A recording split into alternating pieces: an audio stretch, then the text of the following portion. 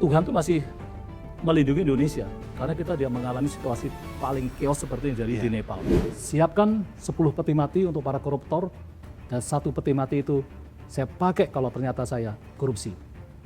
Saya juga berimajinasi kalau saya presiden, saya akan tempatkan peti mati itu di istana saya dan itu pesan yang saya kirim kepada seluruh rakyat Indonesia.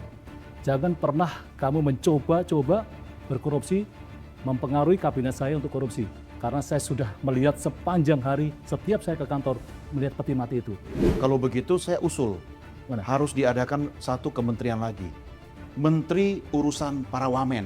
Pak Presiden sudah punya posisi yang powerful untuk ukuran manusia di dunia ya. Dia udah menjadi posisi paling tinggi. Harusnya beliau nggak perlu menjadi ketua partai politik lagi.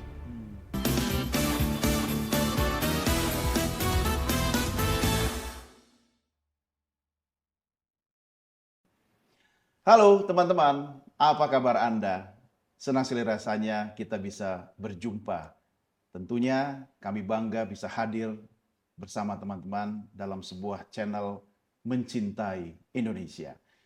Kenapa kita mencintai Indonesia?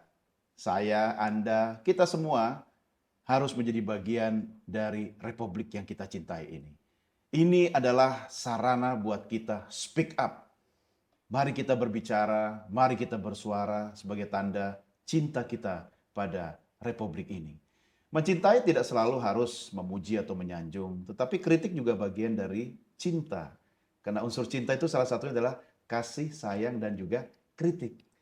Nah, untuk episode perdana kali ini, saya bangga sekali menjadi bagian dari Mencintai Indonesia. Saya Doni De Keizer akan berbincang dengan sosok dan tokoh yang menurut saya ini adalah seorang sosok yang sangat revolusioner. Kalau saya sebutkan namanya, Anda pasti akan flashback ke tahun 2014, di mana sosok ini menjadi salah satu orang yang dengan beraninya, atau mungkin saya bisa bilang tanda petik nekat juga ya, menjadi salah seorang calon presiden independen untuk negara seluas Indonesia ini. Tema kita kali ini, seandainya saya presiden. Saya perkenalkan tamu istimewa Mencintai Indonesia episode ini. Handoyo Noto Projo atau Hanoto. Siap. Apa kabar Mas Noto? Alhamdulillah baik Mas Doni. Terimalah salam kebangsaan saya. Merdeka! Merdeka! Saya langsung ini ya, Merinding ya Mas? merinding saya. Masya Allah. Penampilan Anda ini kok mengingatkan saya pada founding fathers kita, Bung Karno. Gimana ceritanya nih kok sampai lebih Bung Karno malah dari Bung Karno? Ya, pertama saya jujur masalah tersanjung Mas. Kenapa? Karena saya diajak untuk bincang-bincang di sebuah podcast yang judulnya pun sangat menggetarkan, Mencintai Indonesia. Nah, ini adalah satu babak baru, saya bisa menyapa Indonesia dengan cara saya. Kalau tadi Mas Doni mengatakan kenapa saya pakai dress code seperti ini, jangan pernah berpikir bahwa saya mensejajarkan diri saya dengan Bung Karno, sama sekali enggak. Saya pengagumnya beliau, iya. Sama. Kita semua harus berbangga ya bahwa Indonesia punya pemimpin sebesar beliau. Dan kemudian baju ini sebenarnya juga ciri khasnya Bung Karno ya. Saya kalau pakai jas seperti Bung Doni ya sama. Ini Sama kan aja ya. dunia internasional juga pakainya kayak gini. Betul, makanya saya nggak bisa jadi calon presiden ya. Nah itu dia. Tapi kalau gini kan jasnya gini. ini identik dengan Indonesia banget nih ya. Betul. Apalagi pecinya itu loh. Nah ini Pak Prabowo juga kemana-mana membawa ciri khas. Diplomasi peci. Betul. Iya, Anda setuju ya soal itu ya? Sangat setuju. Tapi lebih jauh soal busana ini, apakah karena tanda Anda mencintai Indonesia, sehingga salah satu bentuk mencintainya itu mengenakan busana ala Bung Karno? Pastinya. Jadi pertama saya mencintai Bung Karno sebagai pemimpin pertama Indonesia. Kemudian saya juga melihat cara beliau berbusana juga sangat charming banget gitu kan. Dan saya melihat ciri khas baju ini betul-betul hanya dimiliki oleh Indonesia. Indonesia di negara manapun nggak ada jas yang model begini gitu kan. Dan inilah yang harus kita wariskan gitu kan. Dan saya memulainya dari sini dulu. Mas Noto, ya siap. Anda ini gila atau apa tuh? Kenapa kok maju jadi capres? Saya masih ingat loh rekaman-rekaman Anda kemudian berdebat, berdiskusi. Bahkan kawan saya yang sempat menjadi moderator dalam sebuah acara di televisi itu bertanya, Anda ini siapa? Kok berani-beraninya kok maju sebagai calon presiden? Saya kebetulan memang pernah kuliah di politik pemerintahan. Hmm. Saya alumni Visip UNER. Saya tadinya mau masuk ke politik praktis.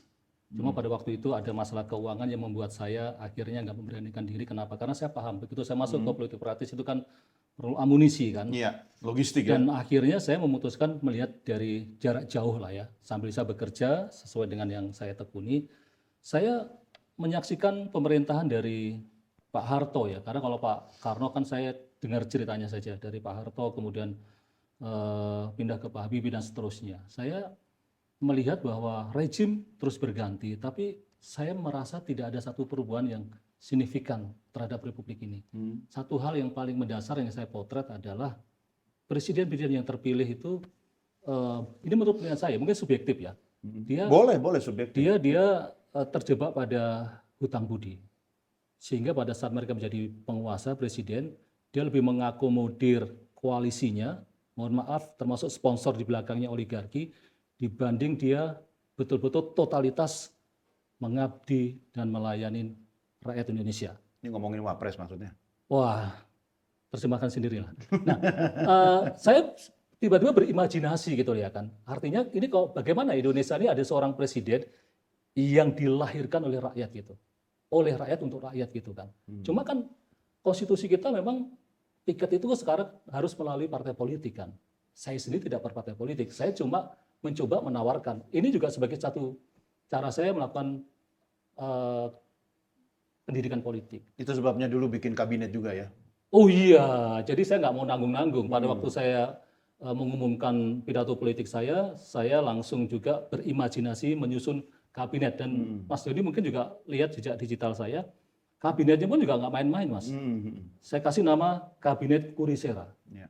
Kabinet untuk Indonesia, kabinet untuk rakyat Indonesia sejahtera. Jadi terminologinya langsung menukik, Mas. Jadi membayangkan presiden bersama kabinet itu memang dia ditakdirkan punya kuasa itu untuk melayani mensejarahkan rakyat Indonesia. Menterinya juga ada yang jadi ya. Dan beberapa menteri yang kebetulan saya sebutkan itu pas banget. Bukan cuma jadi menteri, posnya juga sesuai. Dengan penuh rasa hormat saya sebut misalnya Mas Anies Baswedan. Itu juga pada waktu itu ketika saya berimajinasi, beliau adalah cocok menjadi Menteri Pendidikan walaupun nggak lama ya. Di Sayang masa. kita belum sempat ketemu waktu itu. Kalau Anda sudah berimajinasi, saya juga masuk di kabinet itu. Bisa jadi. Jangan kecil-kecil. Kalau memang takdir menghendaki saya jadi presiden, Anda saya pertimbangkan. Kita dukung. Oke, siap Mas. Mestakung kan. Betul. Artinya sebuah ide bisa terlaksana kalau kita yakin. Yes.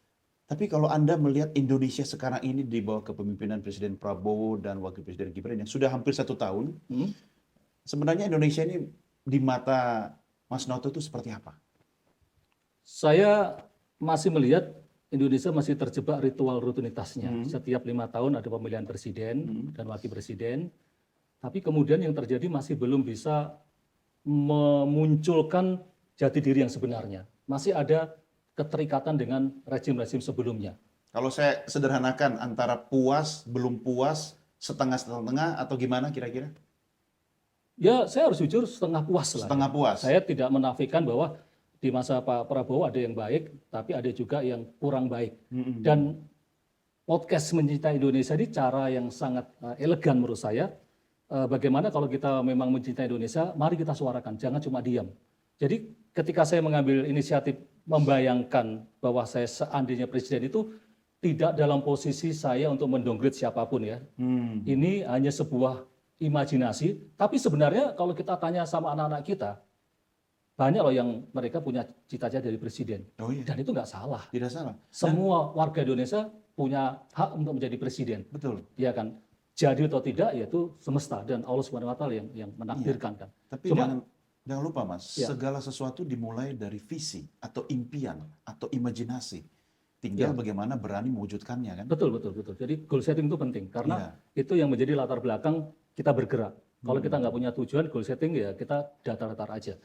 Jadi saya berharap Pak Prabowo Subianto betul-betul menggunakan waktunya karena saya melihat beliau 4 kali mencalonkan diri dan 2024 kemarin beliau terpilih. Dalam kesempatan ini saya menyampaikan harapan terbesar dari diri saya dan aku yakin seluruh rakyat Indonesia betul-betul beliau komitmen penuh, mewakafkan waktunya, energinya, semuanya untuk menjadi legacy, untuk membuat Indonesia memang benar-benar berbeda dari sebelumnya. Ya, seperti yang beliau sering gelorakan dalam berbagai pertemuan, bagaimana beliau sekarang ini bersama kabinetnya memastikan betul-betul ingin bekerja untuk mensejahterakan rakyat. Saya pikir itu bukannya sekedar jargon atau omong-omong, tapi memang harus ditindaklanjutin. Ada PR-PR besar yang harus beliau segera jawab kalau itu ingin segera terrealisasi. Ya, kita ingat beberapa waktu lalu sempat terjadi unjuk rasa yang berujung pada korban jiwa. Yes, Ya itu kita sesalkan, Mas betul, Nato. betul. Tapi itu juga banyak faktor yang mendorong ya, Ya, ketidakpuasan masyarakat, ya, kemudian ya. pertumbuhan ekonomi, pengangguran, ditambah lagi statement wakil rakyat kita yang Betul, menurut saya betul, kurang betul. tepat. Ya. Kemudian beredar lagi gambar video anggota DPR joget-joget gitu kan. Kalau saya lihat, Anda setuju nggak ini soal karakter ya? Apa sih sebenarnya yang kita hadapi sekarang? Itu dia Mas, itu menjadi krusial banget ya kalau kita bicara tentang Indonesia. Sekarang kita sudah, teknologi sudah sangat maju. Iya. Kalau orang itu bodoh dan dia punya karakter yang baik, itu mereka bisa belajar Mas. Tapi bahayanya kalau orang pinter tapi dia nggak punya karakter, itu justru malah menjadi masalah gitu kan. Iya. Nah, yang kemarin saya lihat itu sebenarnya akumulasi Mas. Puncaknya ya. Puncaknya sebenarnya koreksi atau ketidakpuasan rakyat itu sudah terjadi beberapa tahun belakangan ini gitu kan. Memang kemarin itu mungkin saya melihat ini cara Allah dan semesta raya ini ya, betul-betul untuk menyadarkan Indonesia, khususnya adalah para senator atau para DPR. Tapi itu juga berlaku sama untuk jajaran eksekutif, legislatif semuanya, termasuk para penguasa di tingkat 1, tingkat 2. Bagaimana Anda merawat yang namanya empati dan etika di tengah situasi ekonomi yang sekarang tidak lagi baik? Ketika Anda belum bisa adil, Anda jangan zolim. Ketika Anda belum bisa memberi, Anda jangan mengambil. Empati dan etika itu ya. Itu ada hubungannya. Makanya kejadian itu memang patut disayangkan. Tapi saya berharap Allah sudah menakdirkan almarhum Alvan Kurniawan meninggal itu menjadi titik balik buat Republik Indonesia itu untuk menyadari sepenuhnya. Jadilah sosok dimanapun Anda berada menjadi orang yang berempati kepada rakyat, punya etika. Pada saat Anda berbicara, pilihlah diksi, kata, kalimat, intonasi yang menggambarkan keberpihakan, ya kan? Mungkin kita bisa memahami kalau mereka belum bekerja dengan baik, tapi ketika Anda menyapa rakyat dengan sebaik mungkin, tidak pamer, hedonis segala macam, kita masih bisa ngerti. Tapi ketika rakyat itu sudah anti klimak, kita juga melihat proses meminta maaf itu akhirnya nggak berdampak kan? Terlambat juga. Terlambat juga, karena memang akumulasinya sudah sangat tinggi. Tuhan tuh masih melindungi Indonesia karena kita tidak mengalami situasi paling chaos seperti yang terjadi di Nepal. Ya, kita beruntung ya. Beruntung, tapi itu warning Mas, itu jangan ditawar lagi. Saya berharap jangan ada lagi akumulasi kejadian seperti akhir Agustus kemarin. Jadi kita harus belajar dari situ. Harus belajar. Kemudian ada reshuffle setelah itu, ada beberapa perubahan kabinet. Itu cara pemerintah atau presiden merespons? Ya, pada waktu itu ketika ada kejadian, saya pun juga berimajinasi menulis pidato. Seandainya saya presiden, saya sebar ke beberapa kawan saya nulis beberapa poin. Ya, entah kebetulan atau chemistry-nya nyambung atau suasana kebatinannya nyambung, beberapa hal juga dilaksanakan oleh Pak Prabowo. Dan itu harapan semua rakyat ya. Yang pertama misalnya mereka memang berharap ada penggantian Kapolri. Ya pertimbangannya karena ya Pak Sigit sudah terlalu lama, hampir 5 tahun menjabat kan. Jadi kalau ada penggantian, penyegaran saya rasa sah-sah saja. Ditambah sebenarnya ada momen seperti itu. Tapi kemudian sekarang belum terjadi dan kemudian digulirkan adanya reformasi, kemudian transformasi Polri dan segala macam. Mungkin kita lihat timingnya gimana. Tapi perubahan atau reshuffle kemarin diharapkan ya dengan satu tujuan untuk membuat lebih baik. Bukan, ya walaupun ada yang mengatakan reshuffle basa-basi. Saya rasa itu juga. Jadi yang sekarang ini reshuffle-nya belum benar nih. Karena paling tidak Kapolri harus ganti gitu kan. Mendagri saya tidak bisa mendikte Pak Prabowo lah. Tapi aku yakin lah beliau punya kan kapasitas Mendagri, lah. Menhan, Menlu itu orang dekatnya presiden. Ya, maksudnya orang yang dipercaya. Karena kan kalau ada apa-apa sama presiden, Iya. 3 menteri itu kan. Keadaan darurat itu mereka Darurat, yang iya. memegang kendali ya. Satu hal saya hanya menerjemahkan pakai satu kalimat lah bahwa Pak Prabowo beliau udah sangat senior ya kan, pernah di posisi apapun di Republik ini dari mulai Danjen, kemudian jadi Menteri Pertahanan, dan kemudian pernah juga sekolah di luar negeri. Saya sangat hakul yakin bahwa Pak Prabowo tahu apa yang harus mereka lakukan gitu. Tapi waktu itu jalan terus gitu loh. Ya kan, saya hanya berharap Pak Prabowo tidak perlu berpikir yang lain selain untuk Republik Indonesia ini. Dalam berbagai kesempatan beliau suarakan itu gitu loh. Termasuk balas jasa maksudnya. Nggak usah lama-lama. Oh itu dia. Makanya kemarin kan setahun? Mas kemarin kan sempat juga. Kelamaan setahun. Bahkan kemarin kan sempat juga ada statement bahwa akan mendukung 2 periode kan Prabowo Gibran. Itu sih sebenarnya statement normatif aja sih. Cuma kan menjadi eksklusif karena dilihatnya dari kacamata yang lain kan. Yang saya suka dari Pak Prabowo adalah beliau langsung berkomentar. Dan itu kalau menurut saya rindu banget dengan komentar kayak gitu. Dia bilang begini, jangan pernah Anda minta saya untuk 2 periode. Yang bisa memutuskan saya 2 periode tidak itu adalah diri saya sendiri. Kalau setelah 4 tahun tiba-tiba saya ternyata nggak perform, menurut saya yang akan mengundurkan diri atau tidak melanjutkan menjadi periode berikutnya. Ini keren. Saya kepingin yang disampaikan Pak Prabowo ini dilakukan juga oleh para pembantunya beliau dan para penguasa di Republik ini. Kalau Anda nggak perform, ya kan, tahu dirilah. Tapi Mas Noto, mertuanya Pak Prabowo kan juga dulu gitu. Biarkan rakyat yang menentukan. Tapi akhirnya sampai 32 tahun. Yang penting gini, dia belajar jadi gurunya loh. Iya. Tapi pada akhirnya perlu dicatat Mas Doni. Pada akhirnya Pak Harto lengser. Iya. Tidak menggunakan kekuatan militer untuk mempertahankan kekuasaannya. Meski dia bisa. Iya kan? Meskipun dia pada waktu bisa. itu pasti powerful dia. Iya. Apalagi Danjen Kopassusnya. Menantunya. Menantu sendiri. Ya, artinya yang penting sekarang ini begitu orang berucap itu dibarengi dengan komitmen, Mas. Iya kan? Jadi itu yang membuktikan, membedakan kita itu adalah apa yang terucap itu yang kita laksanakan. Artinya yang kita butuhkan sekarang sebenarnya sosok negarawan ya, bukan politisi ya. Betul. Jangan-jangan Republik ini kebanyakan politisi, Mas. Daripada negarawan. Nah, itulah yang menjadi concern kita semua. Sekali lagi saya hanya bagian terkecil, hanya satu orang rakyat Indonesia yang mencoba untuk menyampaikan pesan ini kepada Republik ini dengan cara saya. Saya melihat di media sosial juga sangat banyak banget orang yang mengkritisi dan mari kita bersinergi. Seperti Mas Doni sampaikan, ketika kita mencintai seseorang itu bukan cuma dengan menyanjung, tapi juga dengan mengasih tahu salah kamu di sini gitu. Karena bahaya juga karena yang bisa melihat kekurangan kita itu orang lain. Orang lain. Iya kan? Iya. Jadi Presiden butuh orang-orang yang berani untuk menyampaikan. Berani mengatakan ini salah, ini benar. Nah, soal kabinet kita yang katanya overweight begitu, sementara kita berharap kabinet yang ramping, kemudian profesional, bisa gerak cepat. Itu piye, Mas? Sebenarnya kalau dari awal beliau memerintah kan beliau meminta adanya penghematan ya, bahkan ada beberapa efisiensi kan. Makanya ketika beliau menyusun kabinet terlalu gemuk di mana hampir 100 orang, ada kurang lebih 56 wamen, kemudian ada 42 menteri, ya kan 7 menteri koordinator. Mungkin kita bisa memaafkan kalau memang dampaknya betul-betul untuk rakyat. Artinya kondisi ekonomi baik, bla bla bla. Tapi ketika keadaannya relatif sama, maka saya pikir perlu dikoreksi. Karena kabinet gemuk itu berpengaruh juga terhadap budgeting. Karena dana itu semua dari APBN, Mas. Tapi ngomong kabinet gemuk gitu kok sambil lihat saya gitu. Maksudnya lihat ke presiden dong. Oh, ya Mas nggak usah sensi lah. Loh, masalahnya kalau orang semuanya dikit sensi repot lah. Nah, masalahnya sekarang banyak elit kita yang sensi, baperan. Nah itu dia. Sampai akhirnya nggak mau dengar kritik, masukan gitu loh, Mas. Itu memang. Gimana caranya ngasih tahu orang-orang seperti itu?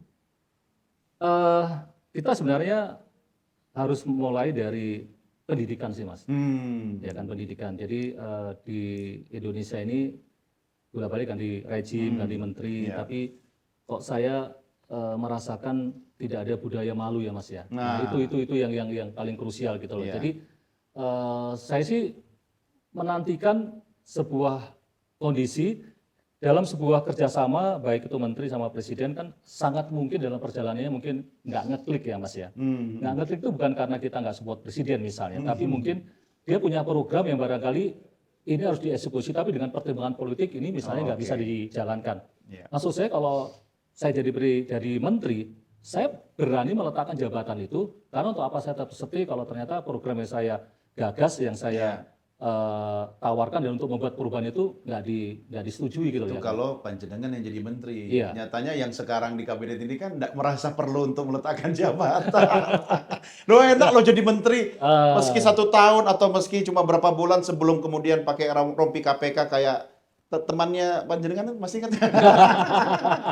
Yang tadinya keluar kemana-mana. Wah, sayang sekali ya sebenarnya. Sayang. Itu sebenarnya soal apa sih? Soal karakter, keteladanan, atau memang kompetensi kabinet, anggota kabinet yang perlu dipertanyakan? Piye, Mas? Saya lebih lihat dari sisi punishment-nya ya. Makanya sebelum kita bicara hal yang megah apapun itu, sebenarnya Republik ini kuncinya satu, bagaimana menghentikan sama sekali mungkin nggak bisa, minimal mengurangi yang namanya korupsi, karena ini musuh terbesarnya adalah masalah korupsi, ya kan. Dan saya ingin negara ini betul-betul melakukan sebuah terobosan yang revolusioner untuk masalah korupsi ini gitu ya kan. Karena selama ini tidak ditindak ya kita akan begini-gini terus. Makanya undang-undang perampasan aset itu menjadi titik awal. Dan kemudian ketika ini mulai dibahas, ini kan sebenarnya sudah sangat lama sekali nih. Tapi terkatung-katung terus gitu kan. Presiden sendiri sudah minta digas kan. Tapi kemudian di tataran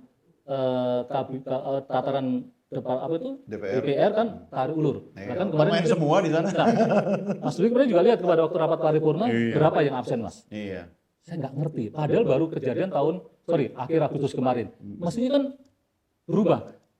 Undang-undang yang berkaitan dengan mungkin patut diduga menyasar yang bersangkutan dibuat lama. Tapi undang-undang yang langsung menghujam kepada rakyat itu dipermudah. Sekali lagi saya ngomong begini ini kritik ya. Tanda cinta ya. Tanda cinta saya ya. Karena bisa saja saya mengatakan hal yang manis-manis gitu kan. Nggak bisa. Kebanyakan manis juga nanti kena diabetes. Nah itu dia Mas, makanya kan. Oke, kita tadi bahas soal korupsi, dimulai dari kita. Saya nggak mau korupsi waktu. Kita rehat dulu, ya sambil ngopi. Sebentar, sukanya kopi, teh atau apa sih? Saya kopi pahit Mas. Kopi pahit. Iya. Kenapa suka kopi pahit? Seperti ini. Sehat lah, karena kita kan sudah tidak muda lagi, ya kan. Kita harus mengontrol asupan yang kita makan, kita minum. Tanpa gula ya. Tanpa gula. Jadi memang kadang hal-hal pahit itu lebih menyehatkan. Termasuk kata-kata pahit sebagai kritik itu bisa jadi tanda cinta yang menyehatkan. Betul. Gitu ya. Itulah yang diinginkan oleh podcast Mencintai Indonesia. Oke, kita rehat dulu. Jangan kemana-mana teman-teman. Silahkan siapin kopi tanpa gula kalau kata Mas Noto ya. Mencintai Indonesia akan segera kembali sesaat lagi.